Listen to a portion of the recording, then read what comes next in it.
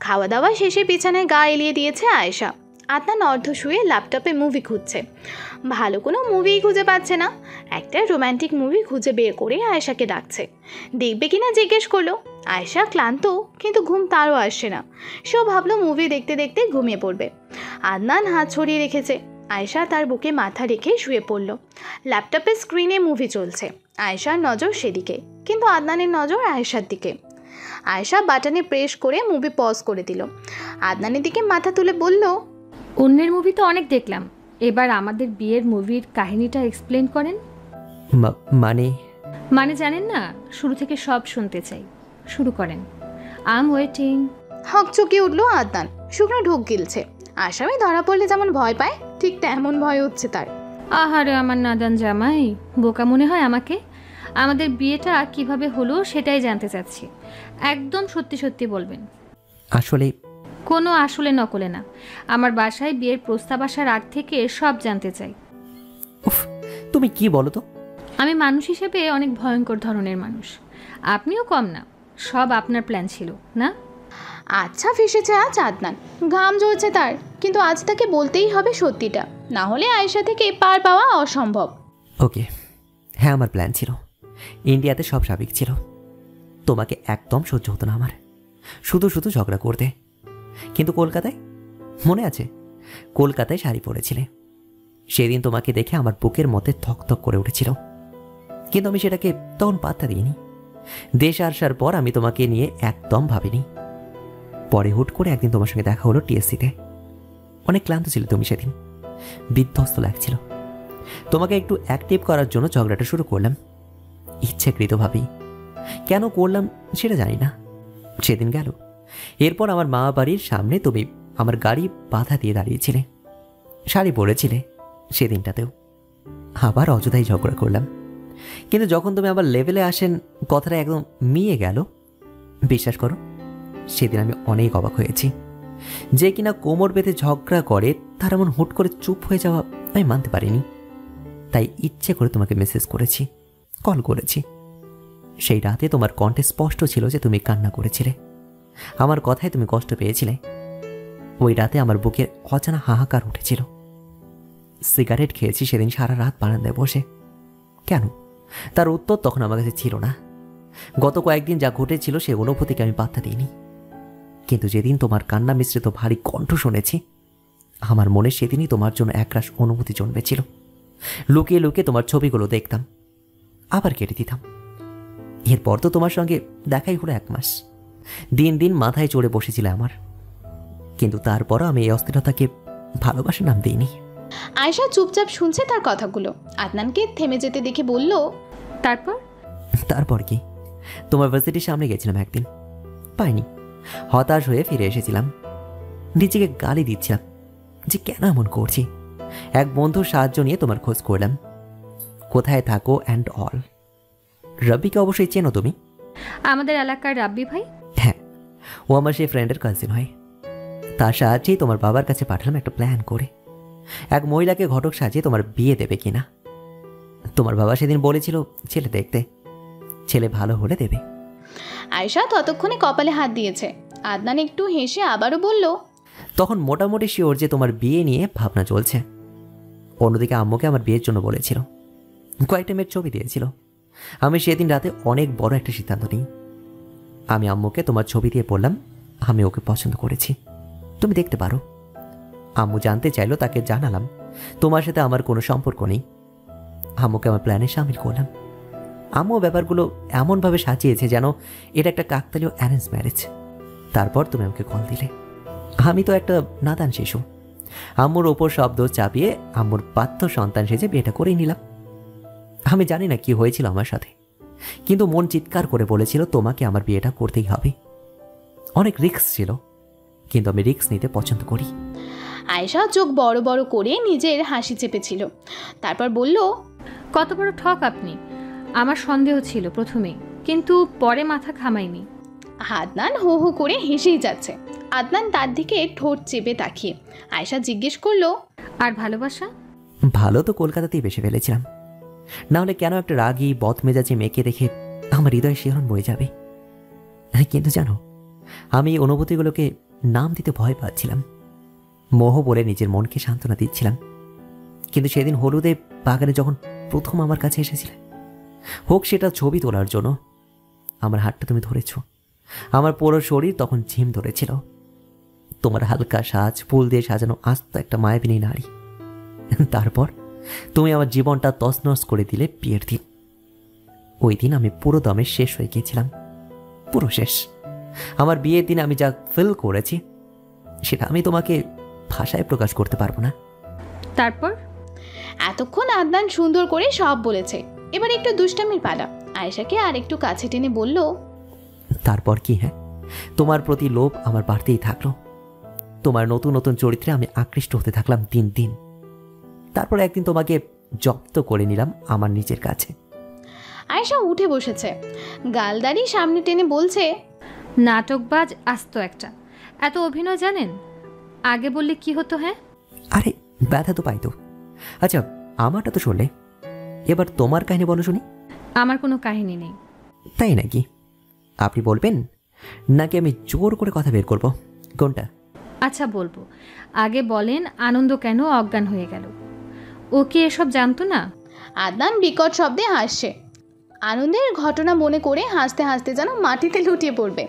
হাসি থামিয়ে বলল, ওর সাথে যা করেছে আমি ছোটবেলায়, এরপর যদি ওকে সব জানাতাম না, ও আমার প্ল্যানের সার্ফ এক্সেল মিশিয়ে ধুয়ে মুছে শেষ করে দিত। কি করেছেন ওর সাথে? আমি কোনোদিন ওর প্রেম হতে দিইনি। ফাজলামি করে করে সব ভেঙে দিতাম। কি খারাপ আমার বাচ্চা দেবরটা। ওর জন্য আমি একটা হুড়পড়ি খুঁজে আনবো, দেখে নিন। আদনানের ঘটনা ফাঁস হয়েছে। সে আয়েশাকে আগে থেকেই ভালোবাসত। সম্পূর্ণ বিষয়টাই তার প্ল্যান ছিল। তারা কেউ কখনো ভাবেনি এভাবে দুইজন দুই চরিত্রের মানুষ একে অপরের সাথে এভাবে মিলে মিশে যাবে। নিয়তির খেলা বড্ড অদ্ভুত। এমনভাবে মিলিয়ে দেয় কেউ ছাড়তে পারে না, আর ছিনিয়ে নিলে ধ্বংসাবশেষও অবশিষ্ট রাখে না। কোথায় হারিয়ে গেলে বলো না? তুমি কেন রাজি হয়েছিল আমাকে বিয়ে করতে? আয়েশা নীরবতা পালন করছে, কারণ তার কোনো আহামরি ঘটনা না থাকলেও রাজি হওয়ার পেছনে একটা কারণ ছিল। নীরবতা ভেঙে বলল, একদম জাজ করবেন না আমাকে শোনার পর। তো অবা আমি এটা করতে পারি, বলো, শুরু করো। আমার বিয়ে নিয়ে অনেক দিন যাবৎ কথা চলছিল। জানেন, 7টা ছেলেকে রিজেক্ট করেছি আমি। আমার মতন একটা কুৎসিত মানুষ ভাবা যায়? কারণ যাদের প্রপোজালে এসেছিল তারা খুব বয়স্ক ছিল, আবার কারো কারো নেচার আমার পছন্দ হয়নি। সত্যি বলতে আপনাকে কেন বিয়ে করব, আপনার মতন আমার কাছেও উত্তর ছিল না এর। কিন্তু জাবেদ ভাই বোঝালো যে আপনি নাকি সব দিক দিয়ে পারফেক্ট। আদনান বেশ মনোযোগী, চোখের পলক না ফেলে আয়েশার কথা শুনছে। তাকে থেমে যেতে দেখে বলল, জাভেদ কি করে জানলো আমি পারফেক্ট? আয়েশা হেসেই উত্তর দিল, আমার ভাইয়ের সিক্স সেন্স নাকি অনেক ভালো। তাছাড়াও আমাকে বলেছিল আপনাকে বিয়ে না করলে নাকি আমার বুড়ো লোকটাকে বিয়ে করা লাগবে। আর আমি সবসময় একজন এক্সট্রা এক্সট্রোভার্ট মানুষ চাইতাম আমার জীবনসঙ্গী হিসেবে। জাবেদ ভাই আমাকে আরও বলেছিল আমাদের ঝগড়া নাকি শুধুই খুনসুটি।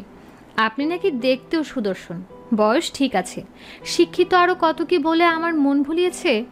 ও, আমার এই হ্যান্ডসাম চেহারা লোভে পড়ে বিয়ে করতে রাজি হয়েছ, তাই তো? একটু ভাব নিয়ে আদনান বলল। কিন্তু আয়েশার চেহারা কেমন যেন পরিবর্তন হয়ে গেল। সে এমন কিছুই বোঝায়নি। রাগ করলে?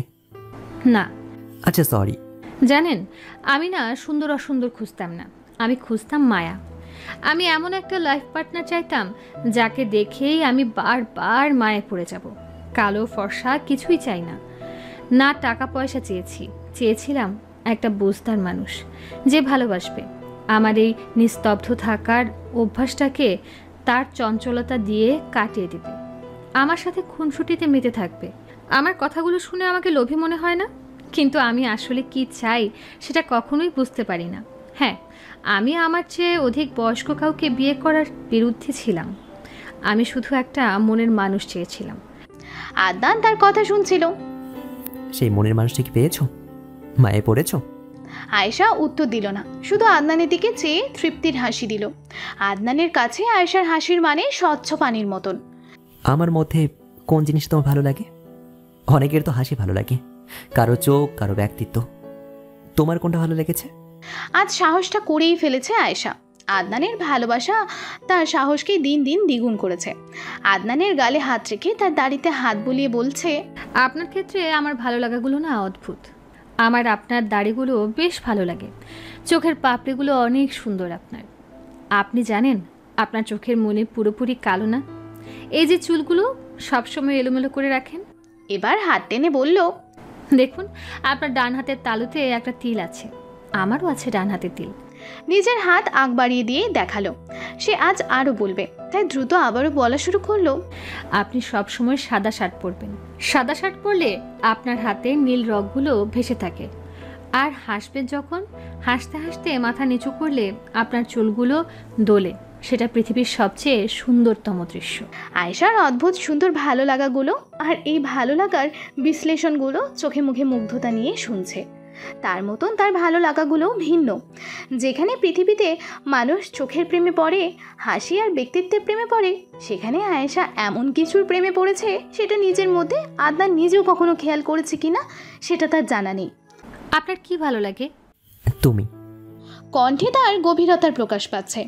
আয়েশা মুচকি হেসে নিল, সাথে আদনানের চেহারার দিকে অপলক দৃষ্টিতে তাকিয়ে। এতদিন তাকে লুকিয়ে লুকিয়ে দেখেছে, কেমন যেন ভয় করত, আজ ভয় হচ্ছে না। অজানা অধিকার বোধ আর সাহসিকতা নিয়ে তার দিকে তাকিয়ে। আমার মধ্যে এত কিছু আমিও খেয়াল করিনি, তুমি কখন করলে? আমি আপনাকে সবসময় দেখতাম আদনান, আপনি জানতেন না। আমাকে ভালোবাসার কারণ? আপনি নিজে। যদি হারিয়ে যাই? হারাবেন না, আমি দেব না। 1 মাস পর চাচার সাহায্যে জেল থেকে মুক্তি পেয়েছে রিহান। অনেক লয়ার আর টাকা খরচা করে তার চাচা তাকে জেল থেকে ছাড়িয়েছেন। তবে তার এই সাহায্যের বিনিময়ে চাচা রতন মিয়া তার কার্য হাসিল করবেন। জেল থেকে বেরিয়ে সবার আগেই চাচার অফিসে গিয়েছে সে। সামনে বসে চা এগিয়ে দিলেন রিহানের কাছে। ভাতিজা ভালো তো? জি চাচা। রিহানের চোখে মুখে বিষণ্ণতার ছায়া। জেল থেকে বেরিয়ে স্বস্তির নিঃশ্বাস ছাড়তে পারল না। রতন চাচার কাছে আসতে হয়েছে। রিহান কতটা নিচে নামতে পারে সেটা সে আগেই প্রমাণ করেছে, কিন্তু সামনে যিনি বসে আছেন তিনি আরও ভয়ঙ্কর মানুষ। তোমাকে ছাড়াতে আমার 5 লক্ষ টাকা লেগেছে, 2 লাখ লয়ারকে আর বাগি থানার কয়েকজন পুলিশকে খাইয়েছি। কোনো চাচা এত সাহায্য করে? কেউ করে না চাচা, আপনি করেছেন, আসল রক্তের পরিচয় দিয়েছেন, ধন্যবাদ। আরে এটা আর বলতে, এবার কাজের কথায় আসি, শোনো। রিহান ছোট্ট করে উত্তর দিল, তোমাদের যে জায়গাটা আছে, কত কাঠা যেন? 1 কাঠা। আর তার পাশেই 6 কাঠা একটা জায়গা আছে, সেটা শুনলাম তোমাদের আত্মীয়দের। হ্যাঁ, আদিল খালুর, আয়েশার বাবা। তোমার না হওয়া শ্বশুর। কথাটি শুনে রিহানের সামান্য রাগ হলো, কিন্তু এখনও রাগ দেখানো একদম উচিত হবে না ভেবে চুপ রইল। রতন মিয়া আবার বললেন, তোমাদের 1 কাঠা আর সেই 6 কাঠা আমার লাগবে। যা করার করো, নিজের বাবাকে রাজি করাও। আর ওই আদিল সাহেব, ওনাকে কীভাবে বসে আনবে সেটা নিশ্চয়ই জানো। রিহান এসেছে দিলারা মঞ্জিলে, অর্থাৎ আয়েশাদের বাসায়। 7 সকালে তাকে দেখে অনেকটা অবাক আয়েশার বাবা আদিল সাহেব আর আতিয়া বেগম। তারা রিহানের জেল খাটার ব্যাপারে অবগত নন। নাই জানে রিহান তার মেয়ে আর মেয়ের জামাইয়ের সাথে এত বড় ঘটনা ঘটিয়ে বসে আছে। না হয় 8 ঘন্টা যাবৎ এখানে বসে থাকতে পারত না। পাশ দিয়ে যাচ্ছিলেন আয়াস, তাকে দেখেই যেন চোখ দিয়ে অগ্নি ঝরতে শুরু করেছে। তার সাহস দেখে অবাকই হচ্ছে বটে, কিন্তু পরিস্থিতি স্বাভাবিক রাখার জন্য চুপ করে আছে সে। আতিয়া বেগম তার উদ্দেশ্যে 1 কাপ চা এগিয়ে দিয়ে বললেন, নাও রিহান, চা খাও। আপাদুল্লা ভাই কেমন আছে? চায়ে চুমুক নিয়ে উত্তর দিল, ভালো। তাই এতদিন কোথায় ছিলে? তোমার বাবা মা ফিরে আসার পর থেকে তোমাকে একবারও দেখলাম না যে। গরম চা এক ঢোকে খেয়ে শব্দ করে টেবিলে রাখলো রিহান। সোজাসাপটা উত্তর দিল, জেলে। আদিল সাহেব আর আতিয়া বেগম চমকে উঠলেন। জেলে ছিল সেটা শোনার জন্য মোটেও প্রস্তুত ছিল না সে। আদিল সাহেব সোফায় হেলান দিয়ে নিউজ পেপার পড়ছিলেন। রিহানের কথায় সেটি পাশে রেখে উঠে বসলেন আর বললেন, জেলে মানে? কেন? কেন জানেন না? আপনার মেয়ে আর মেয়ের জামাই আমাকে জেলে পাঠিয়েছিল। আতিয়া বেগম আর আদিল সাহেব চোখ বড় বড় করে তাকিয়ে রিহানের দিকে। গম্ভীর আওয়াজ করে আদিল সাহেব বললেন, কি বলছো রিহান, মাথা ঠিক আছে? মাথা আমার ঠিকই আছে, কিন্তু আপনাদের মেয়ে আর তার জামাই ঠিক নেই। আমার পরিবারকে গুম করে রেখে অন্যায় করলো, আর সেই অন্যায় আমাকেই ফাঁসিয়ে জেল খাটালো। আদিল সাহেবের কপালের মধ্যভাগে ভাঁজ। এমন কিছু শুনছেন যেগুলো কল্পনাতেও আশা করা যায় না। অন্যদিকে আতিয়া বেগম কিছুই বুঝছেন না। তিনিও হতবাক দৃষ্টিতে রিহানের দিকে তাকিয়ে। আতিয়া বেগম বললেন, রিহান বাবা, ঠিক করে বলো কি হয়েছে? তোমার বাবাকে আয়েশা আদনান কেন গুম করবে? তোমাকে কেন জেলে পাঠাবে? আয়াজ হুঙ্কার ছেড়ে রিহানের কলার চেপে বলল, তুই যা করেছিস সেটা বল, অর্ধেক সত্য আর অর্ধেক মিথ্যা বলিস কেন? আয়াজ রিহানের গায়ে হাত তুলতে যাবে, তখনই আদিল সাহেব উঠে এসে থামিয়ে দেন তাকে। কারণ এই বিষয়ে সম্পূর্ণ পরিষ্কার বিশ্লেষণ না জেনে হাতাহাতি হবে সেটা তিনি মানবেন না। তবে এতক্ষণে ভালোই বুঝেছেন ব্যাপারটা সিরিয়াস। ছেলেকে আটকে রিহানকে বললেন, কেউ কাউকে অযথা জেলে পাঠায় না, অবশ্যই অনেক বড় কোনো কারণ আছে। কিন্তু আমি তোমার পক্ষটা শুনবো। আয়েশা আদনান আমার মেয়ে আর মেয়ের জামাই বলে ওদের টানবো ভেবো না। আমি তাদের পক্ষটাও শুনবো। আগে তুমি বলো শুনি। রিহান রাগে গজগজ করছে, কিন্তু তার মাথায় প্ল্যান সেটেলড। যত রাগুক না কেন কার্য হাসিল করবে। আয়েশাকে আদনানের কাছ থেকে সরাতে পারবে না, কিন্তু তাদের দুজন থেকে প্রতিশোধ অবশ্যই নেবে। আপনার মেয়ে জামাই আমার বাবা মাকে কিডন্যাপ করেছিল। এতদিন আমার বাবা মা ভাইকে বন্দি করে রেখেছিল। আমার কি দোষ ছিল? আপনার মেয়েকে ভালোবাসতাম। আপনার মেয়ে আমার সাথে 2 বছর ভালোবাসার অভিনয় করে আপনাদের মতন বড় লোক সুদর্শন ছেলে পেয়ে আমাকে ঠকিয়েছে। আর আদনানকে আমার নামে ভুলভাল বলে আমাকে ওর কাছে অপরাধী করে তুলেছে। দীপক, আয়াজ, আরিফ, জারিফ এরা সবাই জড়িত। আমার জীবন নষ্ট করে ফেলেছে সবাই মিলে। আমি এভাবেই ছেড়ে দিব না আপনাদের। আয়াজের মাথায় রক্ত চড়ে গেছে। সজোরে এসে তাকে ঘুষি দিয়ে বসলো। আদিল সাহেব তাকে আটকাতে চাইলেও পারেনি। আতিয়া বেগম থম মেরে আছেন। আয়াজ রিহানকে মারতে মারতে ক্লান্ত, চিৎকার করে বলল, ও কি করছে শুনবে না? আদনান ভাইকে তুলে নিয়ে গেছিল। জানো আয়শা কোথায় ছিল? কার সাথে? আদনান ভাইয়ের সাথে সিলেটে। পিহু আপুর সাথে ট্যুরে যায়নি। আদনান ভাইকে তুলে নিয়ে ড্রাগস দিয়েছে, তাকে মেরেছে সারা রাত। তার প্রমাণ দেখো, এই ছবি আর মেসেজ। আয়াজ মোবাইল থেকে আয়েশাকে পাঠানো 2টি মেসেজ আর আদনানের হাত পা বাঁধা ছবি দেখালো। আবারও বলল, ও এমন একটা খারাপ মানুষ, আয়শাকে 3টা বছর হেনস্থা করেছে, বিরক্ত করেছে, হুমকি দিয়েছে যদি ওর সাথে সম্পর্ক না জড়িয়ে আমাদের পরিবারের মানহানি করবে, ক্ষতি করবে। আয়শা মুখ বুজে সব সহ্য করেছে, তোমাদের সম্মানের কথা ভেবে কোনো স্টেপ নেয়নি। তারও প্রমাণ আছে। আর আদনান ভাই, সে তো রিহানকে শিক্ষা দেওয়ার জন্য ওর পরিবারের সহযোগিতায় তাদেরকে কয়েকদিনের জন্য আড়াল করে রেখেছিল। দীপক ভাই সাহায্য করেছে। তুমি নিশ্চয়ই জানো দীপক ভাইয়ের চরিত্র। তখনই পেছন থেকে আয়েশা আদনান ঘরে ঢোকে। কাজে বেরিয়েছিল তারা। ঘরে ঢুকে রিহানকে দেখে ভয় পেয়ে যায় আয়েশা, সাথে বিরক্তিও। আদনানের হাত শক্ত করে চেপে ধরল। আদনান মুখ শক্ত করে রিহানের দিকে তাকিয়ে মনে মনে যত না অবাক হচ্ছে তাকে জেলের বাহিরে দেখে, তার চেয়ে বেশি অবাক হচ্ছে ওর সাহস দেখে। বাকি সবার মুখ দেখেই আন্দাজ করা যাচ্ছে এখানে কিছু ঘটেছে। গম্ভীর মুখ পরিবর্তন করে অ্যাটিটিউডের সাথে আদনান এগিয়ে রিহানের ঘাড়ে হাত রাখল। সাথে সাথেই ঘাড়ে চাপ পড়েছে। শক্ত করে ধরে বলল, কি শালা বাবু, শ্বশুর বাড়ি থেকে ছাড়া পেলেন কি করে আপনি? রিহান হাত ঝাড়া দিয়ে ফেলে দিতে চাইলেও পারছে না, কারণ আদনান তার চেয়ে লম্বা আর বেশি শক্তির অধিকারী। যত ছাড়া পেতে যাচ্ছে হাত আরও শক্ত হচ্ছে তার। হুট করে আদনান ছেড়ে দিল আদিল সাহেবকে আর আতিয়া বেগমকে সালাম করে আদিল সাহেবের উদ্দেশ্যে বলল, বাবা, আপনি চাইলে দেখে নিতে পারেন আমার গায়ের আঘাতের চিহ্নগুলো। আদিল সাহেব আদনানকে হাত দেখিয়ে থামিয়ে দিলেন। আয়েশা ভয়ে কাঁপছে, ভাবছে তার বাবা তাকে আর আদনানকে ভুল বুঝে বসলো না তো। আদিল সাহেব রিহানের সামনে গিয়ে পেছনে হাত বেঁধে বললেন, কখনো আমার বাড়ি আমার পরিবারের আশেপাশে দেখলে শরীরের চামড়া খুলে রোদে দিব। আর কি বললে? কাউকে ছাড়বে না? আগে ধরো, পরে ছাড়ার চিন্তা করো।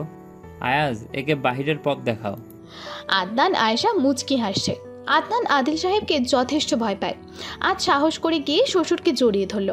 তারপর হাতে হাত রেখে বলল, আপনার মেয়ে পবিত্র বাবা, তার চরিত্রে কোনো দাগ নেই। আমার আর আপনার আমানতের কেউ খেয়ানত করতে পারবে না, এটা আমি কথা দিচ্ছি। বাবা বটবৃক্ষের মতো হয়, সকল ঝড় থেকে রক্ষা করে, আবার ছায়াও দেয়। তার নাম বাবা।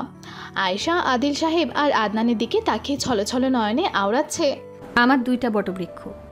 একজন জন্ম দিয়েছে, ছায়ার মতন এতটা কাল পাশে থেকেছে, আরেকজন বাকি জীবন ছায়া দেবে। একটা মেয়ে কতটা সৌভাগ্যবতী হলে একসাথে 2টো বটবৃক্ষের ছায়া পায়।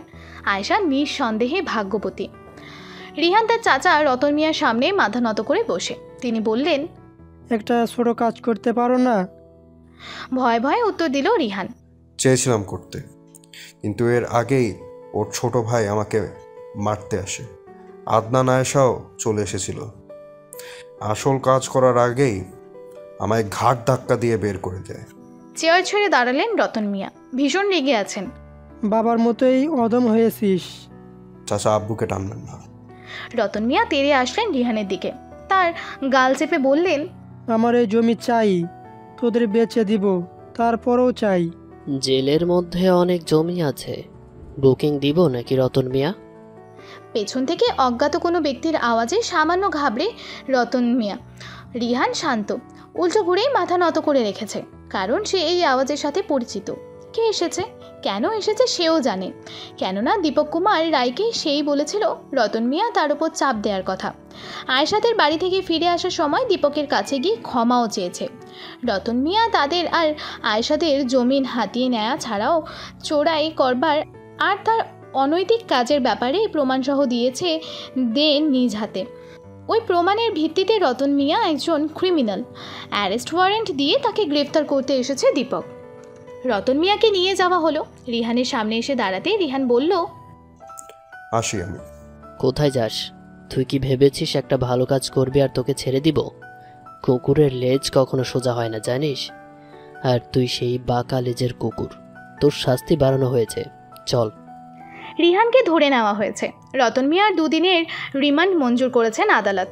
রিহানকে কাস্টাডিতে নেওয়া হয়েছে। আবার জিজ্ঞাসাবাদ করা হলো, তখন সে জানায় তার জেল থেকে ছাড়া পাওয়ার ঘটনা। দীপক রেগে গিয়ে কেরানীগঞ্জ থানার ওসিকে কল করে যার টাকা খেয়ে রতন মিয়া আর রিহানকে সাহায্য করে তাদের বিরুদ্ধে অ্যাকশন নিতে বলল। সময় কারোর জন্য থামে না, না সময় থামে, না মানুষের জীবনের চাকা। সময় আপন মনে জীবনের চাকা ঘোরাতে ঘোরাতে ছুটে চলে। একজন রক্তমাংসের তৈরি মানুষের এই প্রবাহমান ধারাকে থামানোর ক্ষমতা নেই।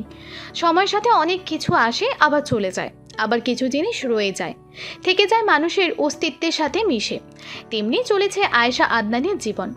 এই তো সেদিন তাদের বিয়ে হলো। এখন ডিসেম্বর মাস, আবারও বছর পাল্টে আদনান আয়েশার প্রথম দেখার দিন ঘনিয়ে আসছে। সেই দিন আর এই দিন ভিন্ন।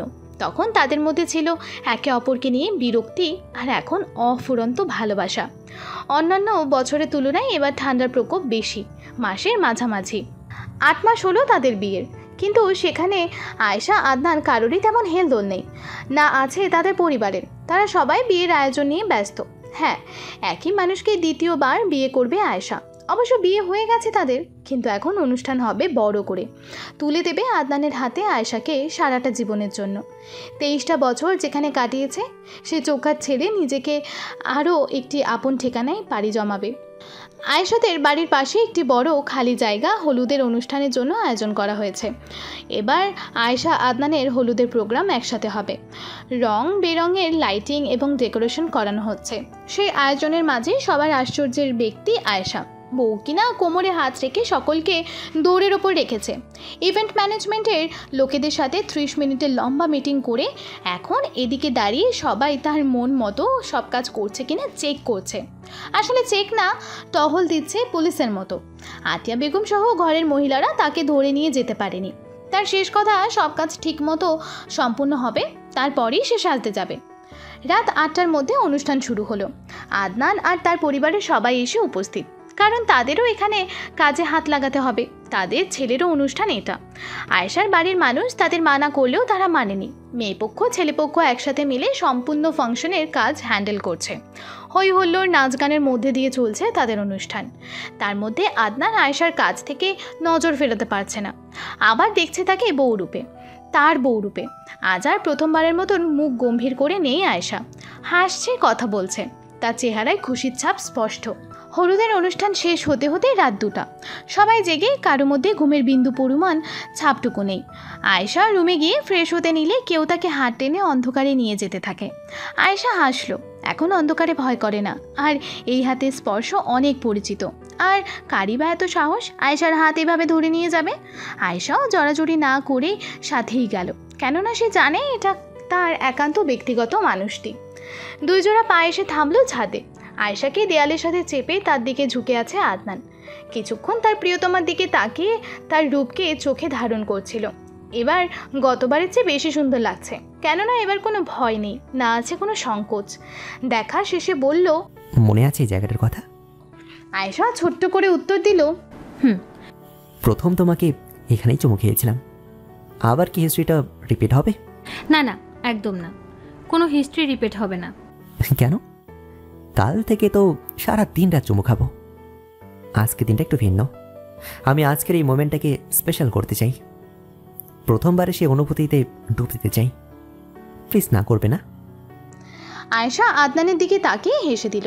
এই হাসির মানে আদনান বুঝলো না, অবাক হলো। আয়েশা আদনানের গালে হাত রেখে বলল, আমি বলেছি কোনো হিস্ট্রি রিপিট হবে না, হিস্ট্রি ক্রিয়েট হবে। আদনান ভ্রুজোড়া কুঁচকে প্রশ্ন করল, মানে? আয়েশা এক হাতের সাহায্যে আদনানের চোখ জোড়া বন্ধ করে দিল।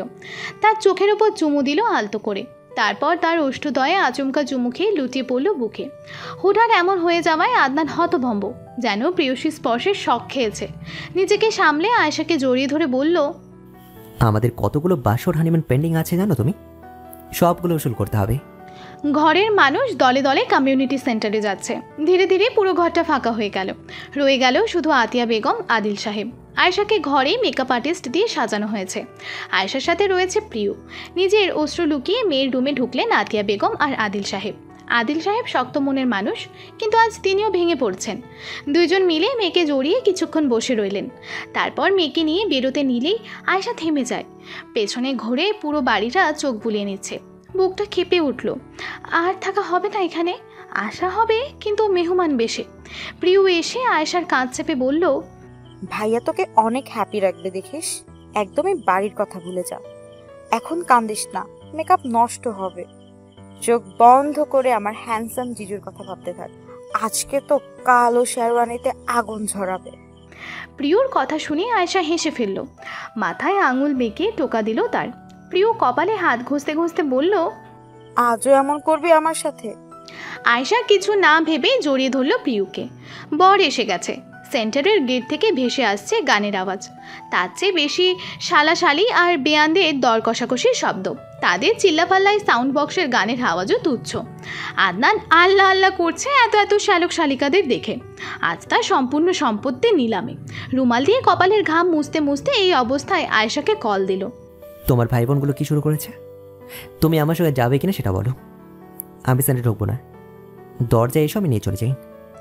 আয়েশা হাসতে হাসতে বলল, ওদের ফোনটা দিন। আদনান অ্যাটিটিউডের সাথে ফোন এগিয়ে দিল আয়াজের হাতে আর বলল, দেখ আমার বউ, একটা পয়সাও দেবো না, নে কথা বলে নে। হ্যাঁ আইসা, বলো কি করব তোর জামাইকে? আয়াজ গান বন্ধ করতে বলে সবাইকে থামিয়ে দিল।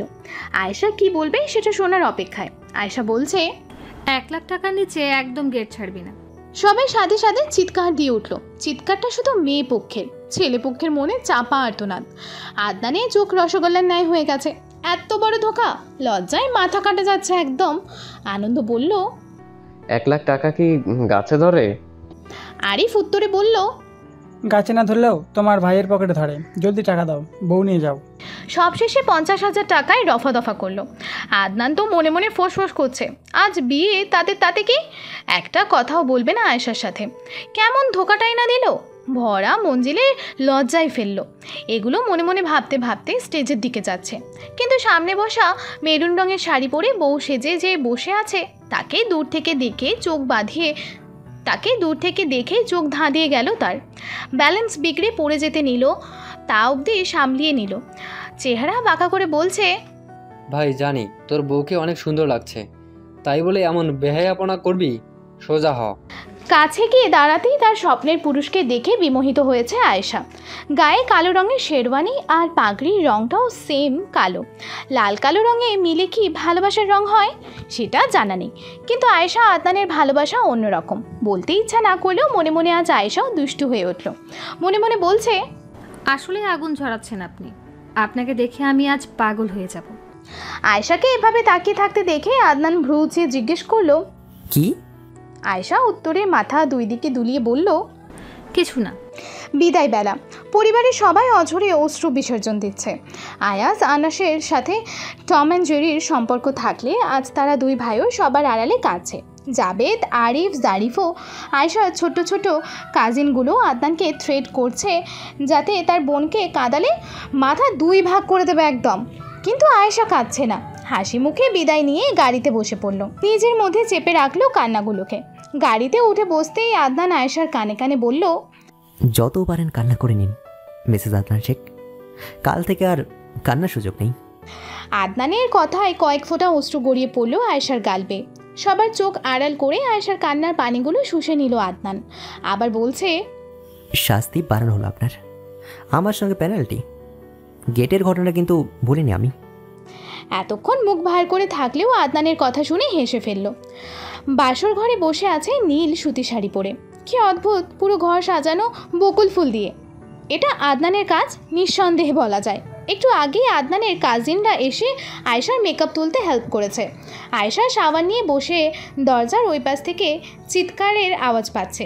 কেউ জোরে জোরে বলছে, আজ তোরা আমাকে লুটে নিলি, বউ আনতে গিয়ে খেলাম 50 টাকা ধরা, আর এখানে তো ঘরের শত্রু বিভীষণ। আরেক দফা দর কষাকষির পালা শেষ হলো। সাদা পাঞ্জাবি গায়ে একজন প্রেমিক পুরুষ ফুলে সজ্জিত রুমে প্রবেশ দেখলো তার প্রিয়তমা অন্য বউদের মতো বিছানায় অপেক্ষারত নয়, বরং জানালার পাশে দাঁড়িয়ে আড়াল করতে চাইছে হয়তো নিজেকে। আদনান বড় বড় পায়ে আয়েশার কাছে গিয়ে তাকে পেছন থেকে জড়িয়ে ধরে বলল, বউ, ও বউ, আমার পাগল পাগল লাগছে।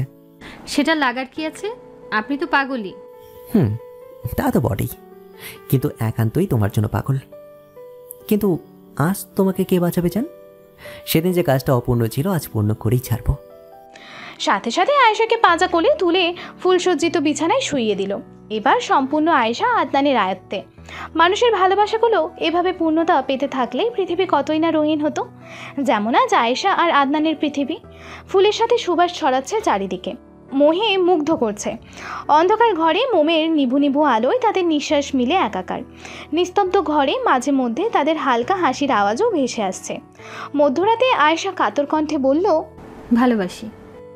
মাথা তুলে তাকালো আদনান। ড্রিম লাইটের নীলাভ আলোয় মোহনীয় লাগছে তার স্ত্রীকে। ঘোর লাগানো কণ্ঠে উত্তর আসলো, তোমার চেয়েও বেশি। সারা জীবন পাশে থাকবেন, আমাকে বুঝবেন। আদনানের চোখে পানি, খুশির কান্না। সেই পানি তার গাল বেয়ে আয়েশার চোখের পাতায় পড়ছে। কাতর স্বরে আদনান আবারও উত্তর দিল, শেষ নিঃশ্বাস পর্যন্ত থাকবো। তোমাকে বোঝা পৃথিবীর সবচেয়ে কষ্টসাধ্য কাজ, জানো? রহস্যময় নারী তুমি। আর একবার যে বুঝে গেছে তোমায়, সে আর কখনো ভালোবাসতে পিছু ভাবে না। যে একবার তোমাকে ভালোবেসে ফেলেছে সে পৃথিবীর সবচেয়ে ভাগ্যবান মানুষ। আর সেই ভাগ্যবান পুরুষটা আমি। কিভাবে পারো প্রকাশ না করে এতটা ভালোবাসতে? আদনানের চোখ মুছে দিয়ে আয়েশা বলল, সবই আপনি শিখিয়েছেন। দুধে আলতার রং, লম্বা কোঁকড়ানো চুল, গভীর সমুদ্রের ন্যায় চোখের অধিকারিণী এক 18 বছর বয়সের যুবতী হেলে দুলে সারা বাড়িতে চড়িয়ে বেড়াচ্ছে। কখনো গুনগুন করে গান গাইছে, আরও একটি কাজ করছে বটে, হন্য হয়ে খুঁজছে কাউকে। নূপুরের আওয়াজে বাড়ির সবাই নিশ্চিত এটা কে হতে পারে। হাঁটতে হাঁটতে রান্নাঘরে চোখ পড়তে নিজের ঠোঁট কামড়ে ধরল। চোখ বড় হয়ে গেছে। এখানে ভয়ঙ্কর পরিস্থিতিটি দ্রুত পায়ে ছুটল লাইব্রেরির দিকে। যে এই ভয়ঙ্কর পরিস্থিতিটি তৈরি করেছে তাকে খুঁজতে। বাবা। হ্যাঁ মা। উপন্যাস পড়ায় ব্যাঘাত ঘটল। কালো ফ্রেমের চশমা চোখ থেকে নামিয়ে উত্তর দিলেন, কোমরে হাত রেখে ঘাড় বেঁকে বাবার দিকে তীক্ষ্ণ নজরে তাকিয়ে। আবারও বলল, মাকে তুমি আবার রাগিয়েছ? উত্তর আসলো না। একটি দীর্ঘ নিঃশ্বাসের শব্দ ছাড়া আর কিছুই শুনতে পেল না।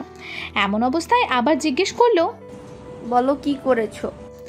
উঠে এসে মেয়ের কাছে দাঁড়িয়ে বুকে হাত বেঁধে প্রশ্ন করলো, মা তুমি বলো তো, তুমি কার সাপোর্টে? ভ্রু উঁচিয়ে উত্তর আসলো, আমি তোমাদের দুজনের সাপোর্টে, কিন্তু যে ভুল করে তার বিরুদ্ধে। কপাল কুঁচকে মাথা নিচু করে কিছু একটা ভাবলো। ভেবে মেয়ের উদ্দেশ্যে বলল, আচ্ছা দেখছি ব্যাপারটা। আজ কলেজে ফর্ম ফিল আপ। সেই 18 বছর বয়সী কন্যা এদিক ওদিক ছুটছে, কখনো টিচার্স রুমে কখনো অফিস রুমে। দৌড়াচ্ছে মায়ের নাম পরিবর্তন করতে। যেভাবেই হোক পরিবর্তন করা লাগবে, বাবার আদেশ।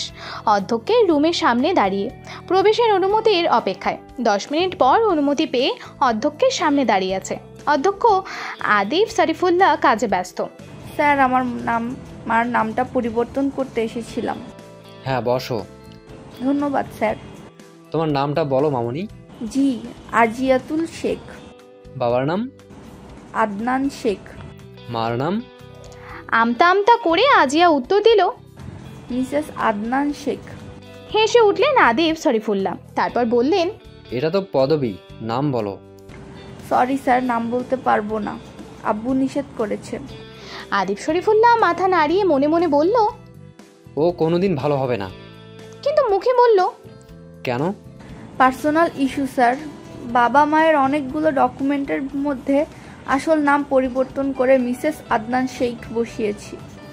একটু দেখেন না স্যার, আমার ফর্মে যদি এভাবে পদবী নামটা দেওয়া যেত তাহলে খুব ভালো হতো আমার জন্য। অধ্যক্ষ সাহেব আবারও হেসে বললেন, ঠিক আছে মামুনি, আমি দেখছি, তুমি এসো। জি স্যার, আসসালামু আলাইকুম। আজিয়া দরজায় পা বাড়াতেই আদিব আবার ডেকে বলল, আয়েশা ভাবিকে সালাম জানিও, বলবে আসবে একদিন বাসায়। স্যার, আপনি আমার পরিবারকে কিভাবে চেনেন? সেটা আমার চেয়ে ভালো তোমার বাবা বলতে পারবে। সিটি বাজিয়ে কেউ রান্নাঘরের দিকে এগোচ্ছে। তার আশার আভাস আয়েশার রাগ আরও বাড়িয়ে দিচ্ছে। সামনে থালা বাসন বাজিয়ে কাজ করছে, তার নাক ফোলাচ্ছে। আদনান তার পেছনে গিয়ে দাঁড়িয়ে তার উপস্থিতি উপলব্ধি করানোর জন্য একটু কেশে নিল। আয়েশার হাতের গতি বেড়ে গেল। এদিক ওদিক হেঁটে হেঁটে রান্না করছে, খুন্তি দিয়ে জোরে জোরে মুরগির তরকারির ওপর রাগ ঝাড়ছে। আমি কিন্তু কিচ্ছু করিনি। তারপর যদি কেউ আমার উপর রাগ করে থাকে তাহলে আমার ভাঙাতে অসুবিধা নেই একদম। রাগ যেন এবার সীমা ছাড়িয়ে গেল আয়েশার। গরম তরকারি থেকে থেকে খুন্তি তুলে আদনানের মুখের সামনে এসে ধরেছে। চোখে মুখে ভয়ঙ্কর রাগ। আদনান ভয় পেল না, বরং হাসি আসছে। এটা নিত্যদিনের কাহিনী, কিন্তু এখন হাসলে জীবিত বেঁচে যাওয়ার আশা খুবই কম। খুন্তি সরিয়ে চুলোর আঁচ বন্ধ করে দিল আদনান। আয়েশাকে পরম যত্নে কাছে টেনে নিয়ে বলল, 20 বছরে বিশাল বরফখণ্ড গলে পানি হয়ে যায়, কিন্তু আমার বইয়ের গরমটা কমল না, এখনো আগের মতোই লাগে, হট। রাগে মাথা ফেটে যাবে এবার। আদনানের পাঞ্জাবির কলার চেপে বলল, বয়সটা কি ভুলে গেছেন? একটা আস্ত বিয়ের লাখ মেয়ে আছে আপনার, আপনি কি বলেন এসব? বুড়ো বয়সে যত ভীমরতি। আদনান নিজেকে একটু দেখে নিয়ে উত্তর দিল, আমি নিজেকে এখনো সুইট 16 ভাবি। হয়েছে, আমাকে রান্না করতে দেন। 48 বছরের দামড়া লোক।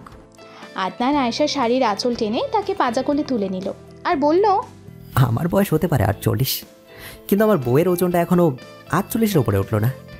আদনান ছাড়ুন, আজিয়া কলেজ থেকে ফিরবে এখন, দেখলে কি ভাববে? আয়েশাকে ঘরে নিয়ে বিছানায় ছুঁড়ে ফেলল। নিজে আলমারি থেকে 3টা ব্যাগ বের করে আয়েশার হাতে দিল, ইশারা দিয়ে বলল খুলতে। আয়েশা খুলবে না, না পেরে আদনান নিজেই একটি লাল রঙের বেনারসি শাড়ি বের করলো। আরেকটি ব্যাগ থেকে 2 মুঠো লাল চুড়ি, আর আরেকটা ব্যাগ ছিল বকুল ফুলের মালা। এত কিছু পেয়ে আয়েশা মনে মনে ভাবছে রাগটাকে কি বিসর্জন দিবে, নাকি আরও জ্বালাবে এই লোকটাকে। তার আগেই আদনান বলল, রাতে সব পরে রেডি হয়ে থেকো, বাড়ি যাব। কোথায়? সারপ্রাইজ। আদনান রুম থেকে বেরিয়ে গিয়ে মেয়েকে কল দিল। সে তার জীবনের আরেকজন গুরুত্বপূর্ণ ব্যক্তি।